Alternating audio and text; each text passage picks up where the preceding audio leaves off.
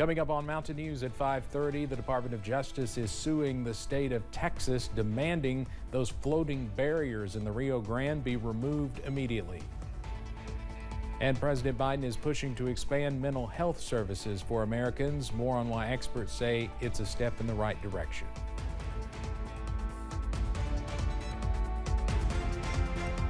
Dedicated to Southern and Eastern Kentucky, this is WYMT Mountain News at 5:30. Good evening, I'm Steve Hensley. The battle regarding a controversial floating barrier at the southern border is heading to court. The Justice Department is suing the state of Texas, demanding the floating barriers Governor Greg Abbott says are intended to deter migrants from crossing into his state be removed now. CNN's Cole Higgins reports.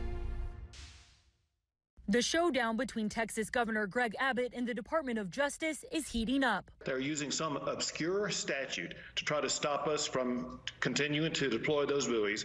The DOJ suing the state of Texas, demanding the state immediately remove a 1,000-foot buoy system and razor wire from the Rio Grande. It's a barrier system Governor Abbott says was put in place to deter migrants from crossing into his state. The argument, I guarantee you, will be made in federal court that the Biden administration has abandoned their role in securing the border, and the states had no alternative. The DOJ alleging the barrier violates the Rivers and Harbors Appropriation Act, which prohibits the creation of any obstruction not affirmatively authorized by Congress to the navigable capacity of any of the waters of the U.S. While the DOJ lawsuit doesn't mention the potential danger the buoy system poses to migrants, the White House is calling the tactic inhumane. Instead of coming to the table and trying to figure out a way to work together, he continues to do this really cruel, unjust, inhumane ways of moving forward. Magali Urbina owns a pecan orchard in Eagle Pass, Texas, along the Rio Grande. Now it just looks like a war zone. Urbina worries that while Abbott, Texas, and the DOJ spar in court, the toll on migrants who are continuing to cross the border will continue. And they may drown, then they have to get to the concertina wire. They may get cut up. It's hot. And yes, I have seen people die from heat stroke on the property. I'm Cole Higgins reporting. Governor Abbott has vowed to take his fight against the DOJ all the way to the U.S. Supreme Court. With a looming strike that could have caused a major disruption to the U.S. economy, UPS and its unionized workers announced they have reached a deal. The tentative agreement comes less than a week before the current contract was set to expire. The Teamsters, which represent 340,000 UPS workers, called the 5-year deal historic, saying it includes higher wages for both full-time and part-time workers. I think we can all breathe a sigh of relief that it's not going to happen. A strike in this magnitude with the volume that they handle, we don't have enough alternatives. So first, costs would have gone up, delays would have increased in terms of products.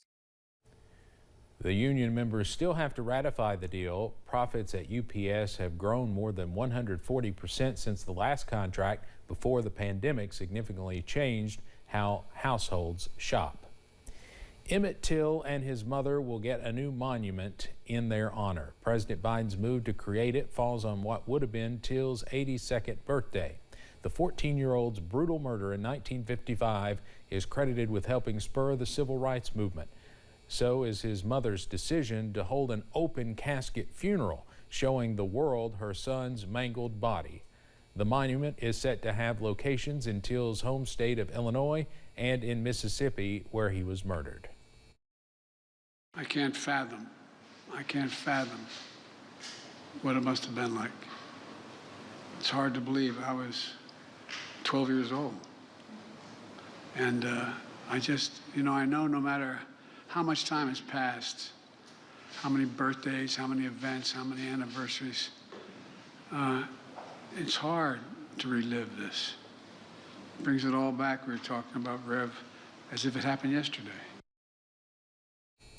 Last year, President Biden signed into law the Emmett Till Anti-Lynching Act, making such a murder a federal hate crime. Federal law already requires insurance companies to provide equal access to medical and mental health benefits, but the Biden administration says restrictive insurance policies makes it hard for people to get the mental health coverage they may need. So today, President Biden announced new rules designed to make sure insurance companies are complying with the law while also expanding the number of health care providers. CBS's Skylar Henry has more from the White House. President Biden says insurance carriers need to do more to provide mental health coverage. For all those brave enough and strong enough to seek help, and I mean that, brave enough and strong enough to seek help, we have to do better. Biden and many advocates say insurance policies restrict patient access to the care they need. In 2020, less than half of all adults with mental illness diagnosis receive care for it. Less than half. For children, the number's even worse. He announced new rules which would require insurers to study whether their plans are following the law and make changes where necessary. They're meant to end restrictive policies such as prior authorization requirements and smaller networks of providers, which limit patients' abilities to seek help. People with insurance are twice as likely to have to go out of network for mental health care compared to physical health care. The pandemic itself was a national stressor. The American Psychological Association says in the months following the pandemic, demands for more mental health services are up. So then the ripple effect of something like that, does that then require or call for more mental health professionals? We really need to look at how mental health care is delivered, period. We need to have access to specialty care when people's symptoms and struggles overwhelm their capacity to cope. We also need to figure out mechanisms to get care to individuals before they get to the breaking point. And we don't really have a good system for that either. But experts say the administration's push is a step in the right direction. Skylar Henry, CBS News, the White House. The new rules will not take effect for at least 60 days while the public weighs in on them.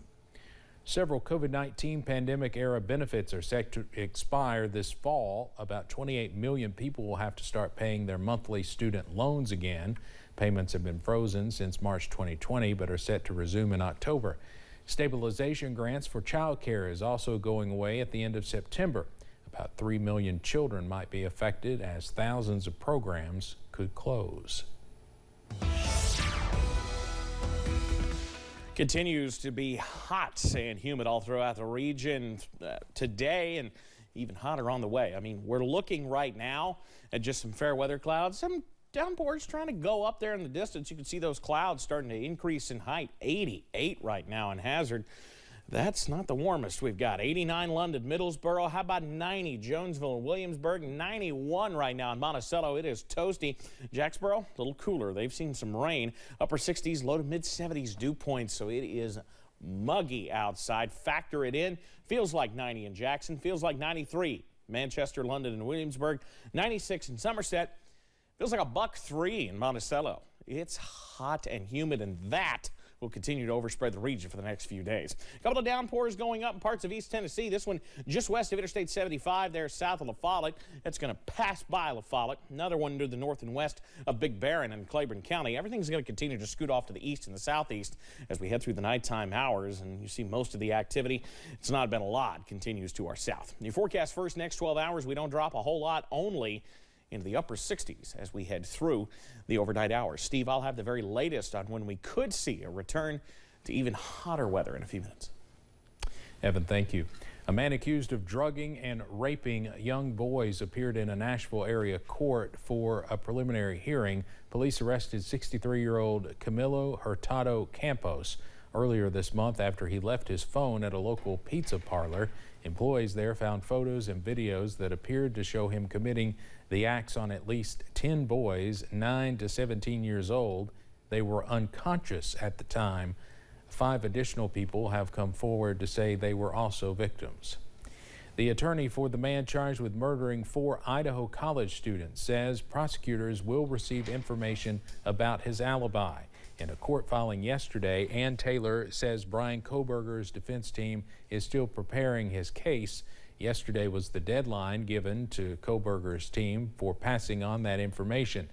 Taylor says his alibi should come across in cross-examination of witnesses or through the calling of expert witnesses.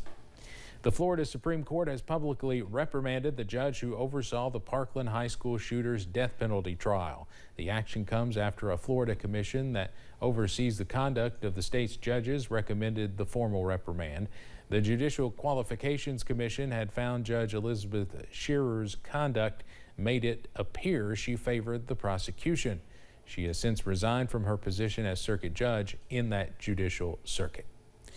Lawmakers in Frankfort are working to reduce violence in the Commonwealth. The Interim Joint Committee on Health Services hosted several organizations from across Kentucky. Lawmakers wanted to know what is working in the fight against violent crime. Testimony came from Christopher 2X of Game Changers, which helps kids explore positive activities in Louisville. I thought about how easy it is now for a kid to take a cell phone and start to navigate that cell phone at 2.5 and 3 and 4 years old now. So they can absorb stuff like a sponge on the positive side, on the negative side. We just want to be on the front line to let them know there's choices. Members of the committee also expressed interest in expanding Game Changers to other parts of the state. Vanderbilt University in Nashville recently launched its version of the program. Coming up